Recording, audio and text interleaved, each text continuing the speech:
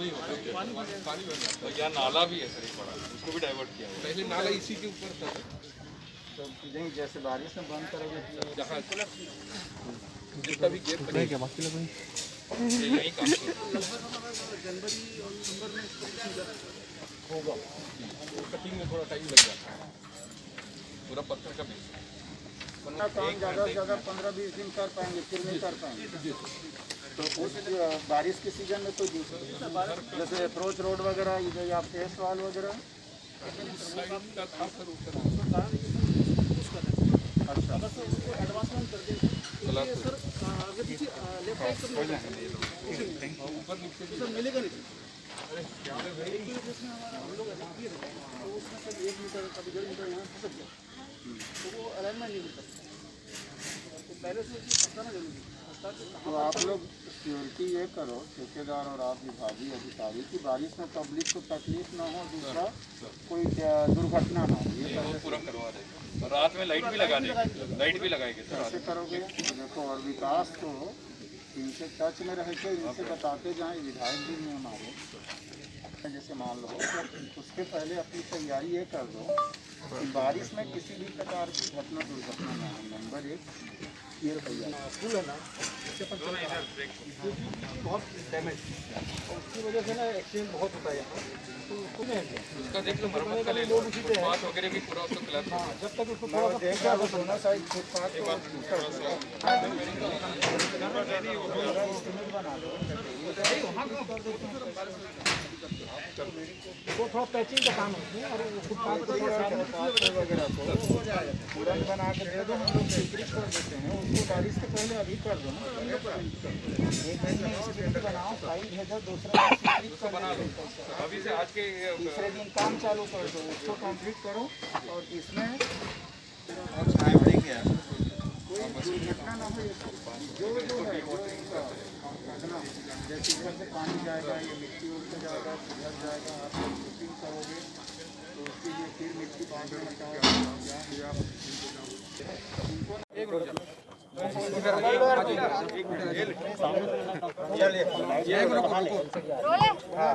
निरीक्षण करने के लिए आप पहुंचे हैं आज, क्या कुछ निरीक्षण में आपने देखा, कब तक ये बन जाएगा, क्या संभावना है? यहाँ पर 2 चीज़ है, एक फ्लाईओवर जो बन रहा है वो, और अंडर ब्रिज का। दोनों काम देखने के लिए आया कि बरसात आने वाला है, उसमें क्या प्रोग्रेस है। फ्लाईओवर में भवन वगैरह है 1-2 जिसका मुआवजे का प्रकरण है, कलेक्टर से मैं जाकर पूछवाऊँगा कि उसका क्या क्या हुआ। अंडर ब्रिज का जो है वो 1-2 महीना अभी ये लॉकडाउन के कारण काम बंद जैसा था, काम शुरू कर दिया गया है, पर अधिकारियों को अभी मैंने निर्देश दिया है कि बारिश में किसी भी प्रकार की दुर्घटना ना हो, उसकी तैयारी रखें, लाइट जलाने का, पानी निकालने का, सब चीज़ को, और जो काम बरसात में आराम से हो सकता है उसको करें। हमारे विधायक विकास उपाध्याय जी हैं, पुराने ब्रिज में उन्होंने कुछ मरम्मत की बात कही, तो मैंने अधिकारियों से अभी कहा है कि तत्काल एस्टीमेट आज ही कल में बना दें और स्वीकृत कर देते हैं राशि उसकी, ताकि उसका मरम्मत काम किया जा सके। अभी आवागमन सुचारू रूप से चले, उसके लिए उसको तत्काल स्वीकृत करके करा देंगे।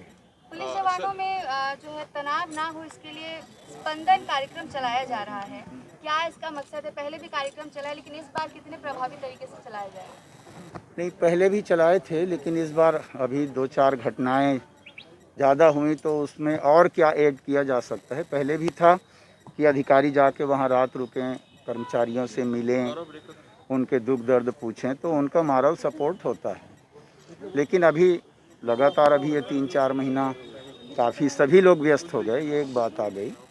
तो अब उसको हम लोगों ने कहा कि उनको योग शिक्षक भेज दो, मनोवैज्ञानिक वाला भेज दो, जो जो और हो सकता है उनके मनोरंजन के लिए टीवी लगवा दो। जैसे आते हैं जंगल से लौट के आते हैं, रूट घूम के आते हैं, कोर्स पूरा लौटता है, मुठभेड़ के बाद लौटता है, तो थोड़ा उनको अच्छा वातावरण मिले, उसके लिए तो एक कोशिश की जा रही है कि उनको दिमाग डाइवर्ट करने के लिए उनको अच्छा वातावरण मिले, उसके लिए इस प्रकार की व्यवस्थाएं हो। आरटीआई, एसपी और एएसपी काफ़ी लंबे समय से प्रमोशन का इंतजार कर रहे हैं, लगभग 3, साढ़े 3, 4 साल होने को हैं, कब तक के उम्मीद है?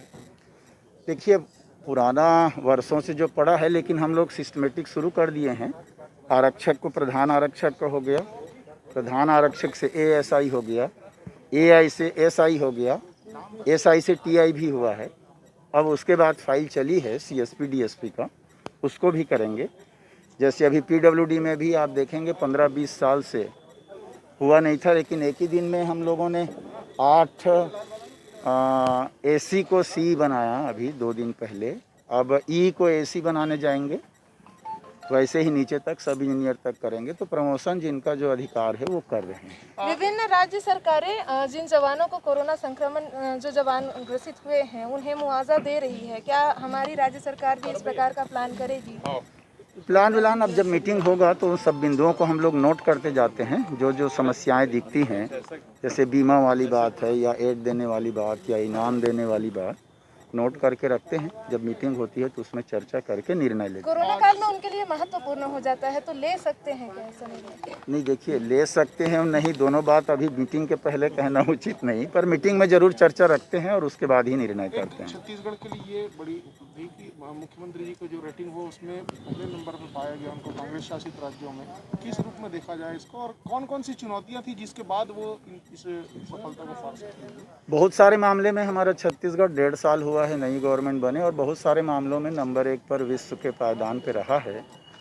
वर्तमान में इसके पहले भी 54 में पूरे देश में अलग अलग हुआ कई चीज़ों में। अभी इस विपरीत स्थिति में जब पूरे देश में महंगाई का असर था, हमारे छत्तीसगढ़ में नहीं था। और अभी जो कोरोना संकट चला है, इसमें जो व्यवस्थाएं छत्तीसगढ़ में माननीय भूपेश बघेल जी के नेतृत्व में यहाँ की सरकार ने, अधिकारी कर्मचारियों ने, सब ने मिलजुल कर जो किया वो इतिहास है। लॉकडाउन प्रधानमंत्री जी ने जो कहा, उसके पहले हमारे मुख्यमंत्री ने लॉकडाउन की घोषणा की। प्रवासी मजदूरों के लिए पूरे देश की बात आई, वो सबसे पहले हमारे मुख्यमंत्री ने कहा कि जो लोग यहाँ से गुजर रहे हैं उनके खाने पीने की, गाड़ी की व्यवस्था पूरी की जाए, किसी भी प्रकार से उनको तकलीफ ना हो।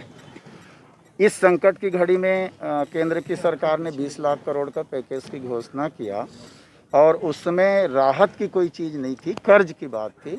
हमारे राष्ट्रीय नेता आदरणीय सोनिया गांधी, राहुल जी ने बार बार प्रधानमंत्री को पत्र लिखकर कहा कि कर्ज ना दें, उनको सहयोग करें, राहत दें। इस स्थिति में हमारे मुख्यमंत्री जी ने सब किसानों के खाते में पैसा भेजना शुरू किया। अभी 4 किस्त में इन मौके में जहां ज़रूरत है। तो बहुत सारी बातें हैं, और इस कोरोना को रोकने के लिए छत्तीसगढ़ में जितने, चाहे वो अधिकारी कर्मचारी हो, जनप्रतिनिधि हो, इलेक्ट्रॉनिक मीडिया, प्रिंट मीडिया, आप सब ने भी जो सहयोग उसमें किया है, इस कारण से पूरे प्रदेश में जागरूकता भी आई। गांव के लोग तो खुद ही झाड़ काट के बैरियर लगा दिए कि हमारे गांव कोई नहीं आना चाहिए। तो ये तो गांव तक माध्यम आप लोग बने, आप लोगों के माध्यम से पहुंची बात और जागरूकता आई। इसके कारण भी बहुत सारे सब लोगों के मिलने के कारण ये सब हुआ है। एक समन्वय समिति की बैठक भी होने वाली है, समन्वय समिति की बैठक भी होने वाली है। सतत प्रक्रिया है, चलते रहता है उसमें। सर, बस संचालन अगले हफ्ते से किया जा रहा है, लेकिन इससे पहले कि बसों के मालिक कह रहे हैं कि राज्य सरकार द्वारा जो दिशा निर्देश जारी किया गया उनसे उन लोगों को कहीं बहुत ज़्यादा घाटा होगा। तो इसके लिए क्या सरकार कोई और पहल कर रही है कि उनको एक राहत मिल सके?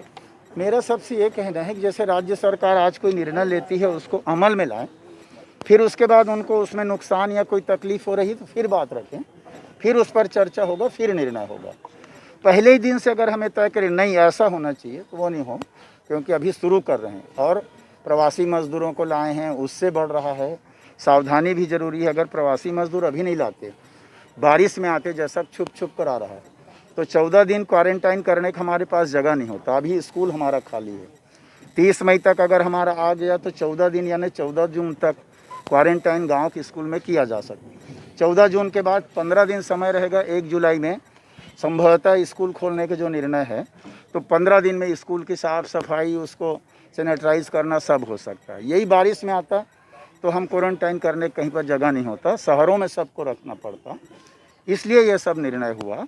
तो मैं सबसे कहूँगा कि सरकार जो निर्णय ले रही है, परिस्थितिजन्य निर्णय ले रही है, तो उसको लागू करें, फिर बाद में अपनी समस्या है तो बताएं और उस पर निर्णय किया जाएगा। सर, स्कूल जो खोलेगा, जब स्कूल जाएंगे तो उनके लिए सर सोशल डिस्टेंस और मास्क के बारे में क्या जानकारी देना चाहेंगे सर? उनके लिए पहले ही आदेश दे दिया गया है कि जैसे गांव में एक स्कूल है, 5 क्लास हैं, सोशल डिस्टेंस करना है, तो वहाँ पंचायत भवन है, आंगनबाड़ी है, कर्मा भवन है, आदिवासी भवन है, जितने हैं, तो एक क्लास को 2 सेक्शन कर दो और अलग अलग जगह बिठा दो सोशल डिस्टेंस में, निर्देश दिया जा चुका है। एक विषय ये था कि एक तो बारिश भी है और दूसरा कोरोना का संकट भी है, ऐसे में पीडब्ल्यूडी के प्रोजेक्ट पर कितना असर पड़ा है और जो प्रोजेक्ट लंबित है उनको किस तरह से पूरा किया जाएगा बाकी? आप देखेंगे 2-4-8 दिन से बहुत स्पीडली काम हम लोगों ने शुरू कर दिया गया है। जो बीच में 2 महीना कोरोना के कारण सब हमारा काम जो रुका था, धड़ाधड़ हम लोग प्रमोशन भी कर रहे हैं। अभी 300-400 टेंडर 2-4 दिन के अंदर ही लग गया है हमारा। सभी जगह जाके इंस्पेक्शन भी कर रहे हैं और उसमें तेज़ गति भी कर रहे हैं, ज़्यादा से ज़्यादा जल्दी हो करके। तो हम लोग 2 महीने का जो अंतराल हुआ था उसको कवर कर लेंगे। सर एक लास्ट सवाल था कि कंटेनमेंट जोन लगातार बढ़ रहे हैं, कई जगहों पर रेड जोन भी घोषित कर दिए हैं, ऐसे में राज्य के अंदर आर्थिक गतिविधियां किस तरीके से संचालित रहेंगी? मैं बताया ना, ये तो अपेक्षित था जो बढ़ रहा है और इसीलिए हम लोग सावधान हैं। उसको पहले से मजदूर जो आ रहे हैं बाहर से, उसके कारण बढ़ेगा ही, ये हम लोग जान रहे हैं, इसलिए सावधान हैं। तो बढ़ेगा ही, तो इसमें फिर आर्थिक गतिविधि भी आप संचालित कर दिए हैं, तो क्या थोड़ा रोक नहीं लगाना चाहिए? नहीं, देखिए हम लोग जब रोक लगा रहे थे तो काफ़ी डिमांड आना शुरू हो गया, तो हल्का हल्का जो शुरू किए उसके कारण, और अगर जनता उसमें कुछ ज़्यादा ही भीड़ हो जाती है या ज़्यादा हो जाता है तो उसका परिणाम क्या आएगा देख लेते हैं। अगर बहुत ज़्यादा नहीं बढ़ा, इसमें हम लोग कंट्रोल करने में कामयाब हो जाएंगे तो अच्छी बात है, और नहीं होंगे तो फिर देखेंगे उसको लॉकडाउन करने का। संबित पात्रा को फिर से तीसरी बार नोटिस दिया गया है, इसको कैसे देखते हैं? क्योंकि कांग्रेस के बड़े नेताओं के खिलाफ उन्होंने अपमानजनक टिप्पणी की थी ट्विटर पर। मेरा ये मानना है कि राजनीतिक दल के जो लोग होते हैं उनको संयमित बोलने में, आचरण में रहना चाहिए। अपने दल के नेता को ही सर्वोपरि ना माने, सभी अपने अपने दल में सर्वोपरि हैं और सम्मान करना सीखें दूसरे का। जब मैं दूसरे का सम्मान करूंगा तो सामने वाला मेरा सम्मान करेगा। तो उनने अपमानजनक टिप्पणी की, नोटिस दिया गया है, सख्त से सख्त कार्रवाई होनी चाहिए, ऐसा मेरा मानना है। सर लगभग ये कार्य कब तक पूर्ण हो जाएगा? कौन सा? सर ये जो कार्य बारिश के बाद ही होगा, क्योंकि ये थोड़ा